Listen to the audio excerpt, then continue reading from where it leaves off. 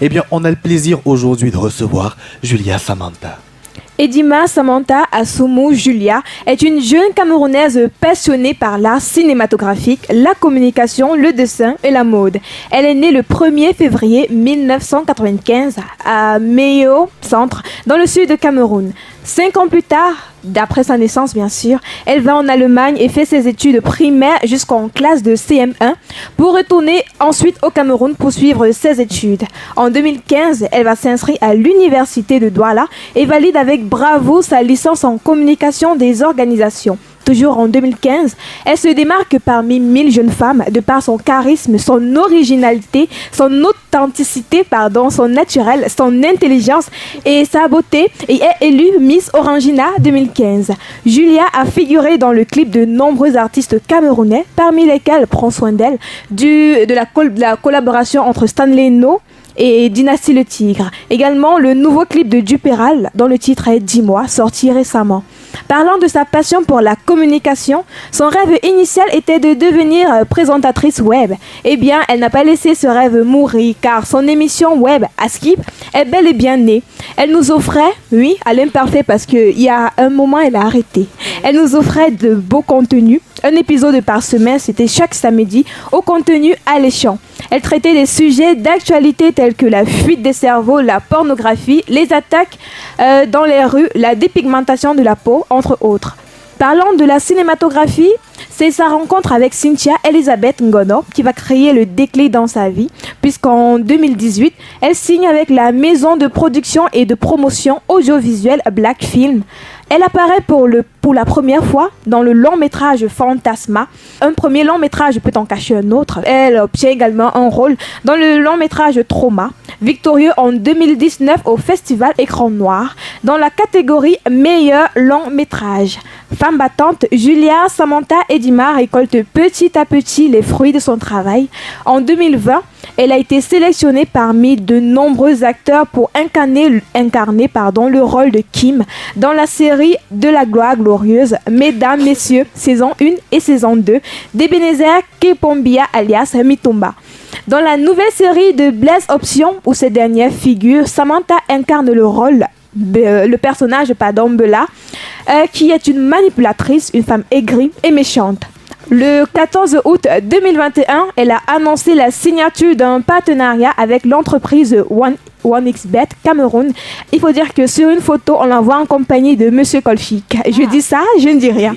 Julia est également égérie de la marque de cosmétiques Faomi Cosmétiques. Il faut dire que le 3 septembre 2021, à la place Saint-Josué de Yaoundé, elle nous attend massivement pour l'avant-première du film Lock. Julia Samantha Edima est notre invitée de ce soir. Est-ce qu'on peut faire du bruit pour elle, s'il vous plaît?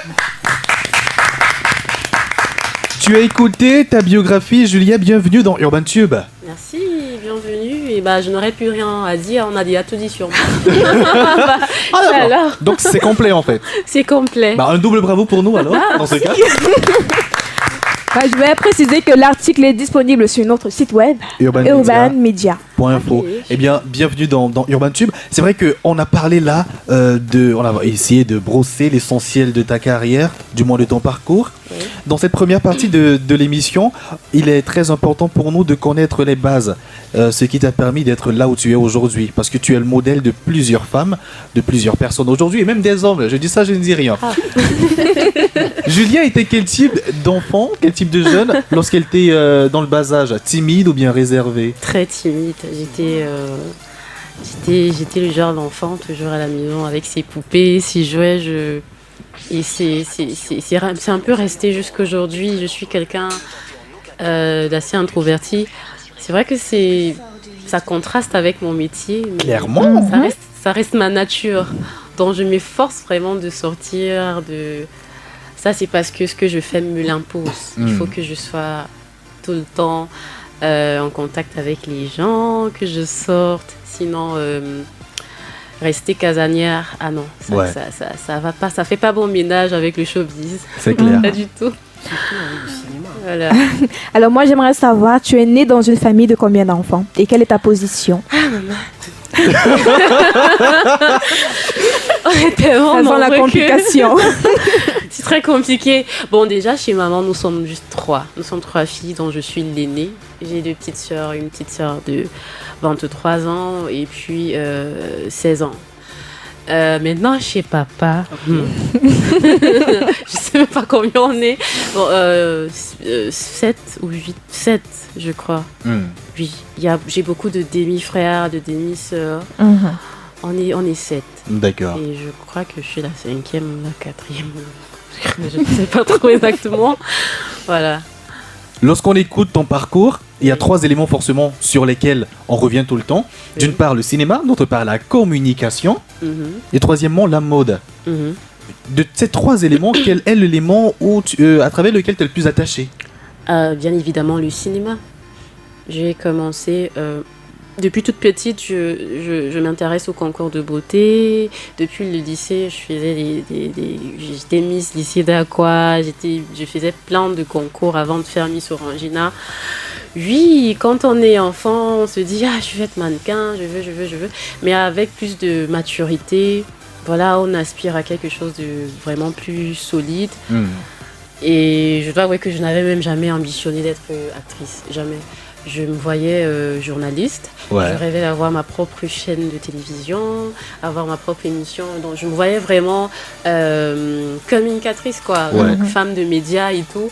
Donc le cinéma, non, ça ne faisait pas partie de mes ambitions. Mais c'était arrivé par la grâce de Dieu et franchement, c'est... Tu regrettes pas forcément? Non, je regrette pas. C'est clair que si tu étais dans la communication, tu allais être le modèle de Luxandra. Ah ouais. Et il faut dire que déjà avec son émission Askip, c'était déjà un modèle. Ouais, modèle. C'est vrai. En plus, modèle et en même temps concurrent pour d'autres. Mais bon, ça, c'est une autre histoire. J'aimerais bien savoir là maintenant d'où vient le déclic réellement pour le cinéma, concrètement. Alors, le déclic, c'est à partir de 2018, comme elle l'a présenté tout à l'heure. À partir de 2018, déjà à partir de 2015, Miss Orangina marque un tremplin dans mon entrée dans le showbiz, parce que c'est à partir de là que je crée une page Facebook, que je commence à savoir ce qu'on appelle des fans et tout, et que je me fais une toute petite visibilité. Et c'est comme ça que je suis contactée par quelqu'un sur les réseaux sociaux, une connaissance, ami aujourd'hui, Abdou Zoé, c'est un photographe aussi. Ouais, big up à toi mon frère. Voilà, Abdou Zoé, merci beaucoup, c'est grâce à toi. Dans le gars, il me contacte, il me dit, tu es super jolie, est-ce que ça t'intéressait de faire le cinéma? Bon, après, j'étais très réticente parce que, bon, quand on me disait cinéma camerounais à l'époque, voilà, sincèrement, j'étais sceptique. J'étais très sceptique. Ah ouais. Mais je suis quelqu'un de très curieuse. C'est-à-dire que j'adore les défis. Je cherche toujours à faire des choses que je n'ai pas l'habitude de faire. Alors, je m'en vais. Il m'invite à la maison de production Black Films, à l'époque coordonnée par Cynthia Elisabeth Ngonon, l'actrice et scénariste justement de Madame Monsieur. Ouais. Alors j'arrive dans le label, ils étaient en pleine répétition sur la préparation d'un long métrage, Fantasma. Il y avait plein de jeunes aussi qui étaient là et quand j'arrive, bon, j'étais perdue, mais plus je les regardais jouer, je les voyais répéter. Et je me suis dit, voyons, c'est intéressant ce qu'ils font. Et là, elle m'a piqué au hasard. Elle m'a dit, bon, essaye de nous prendre la tirade aussi. On va voir ce que tu as dans le ventre. Et c'est comme ça que naturellement, je prends la tirade comme ça. J'essaye de jouer une petite séquence dans le scénario. Et elle me dit, c'est toi qui as le premier rôle. Je dis, hein? Ah bon? Donc, en fait, c'est pour dire que c'était vraiment naturel. J'ai pas déposé des dossiers, je me suis pas alignée quelque part pour avoir ce privilège. Donc c'est à partir de là, mon entrée dans le cinéma, je suis actrice principale d'un film. Ouais. Donc, ouais, sans passer par un casting, sans rien. C'est à partir de ce moment que je nourris mon envie, ma passion pour le cinéma, que je découvre ma passion pour le cinéma rectificatif. Voilà. Donc c'est là que l'aventure commence, en 2018. Et là, lorsque tu étais quand même la plus jeune, c'était quoi ton objectif en fait? Toute petite, tu voulais être quoi dans la vie? Déjà, toute petite, je voulais être mannequin. Ouais. Je voulais être comme Beyoncé. Je voulais être comme... Je rêvais vraiment. Moi, je suis très rêveuse. Moi, je continue à rêver. Je vois vraiment très, très grand. Bon, avec le temps, je voulais être avocate. Après, je voulais être astronaute.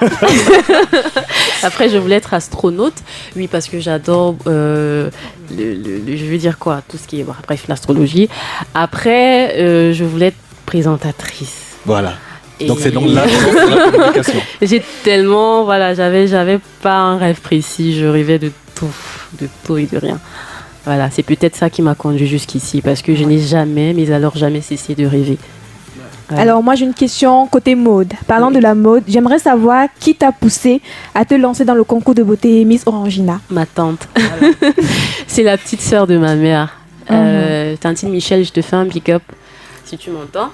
Alors c'est elle qui m'en parle la première fois, Miss Orangina.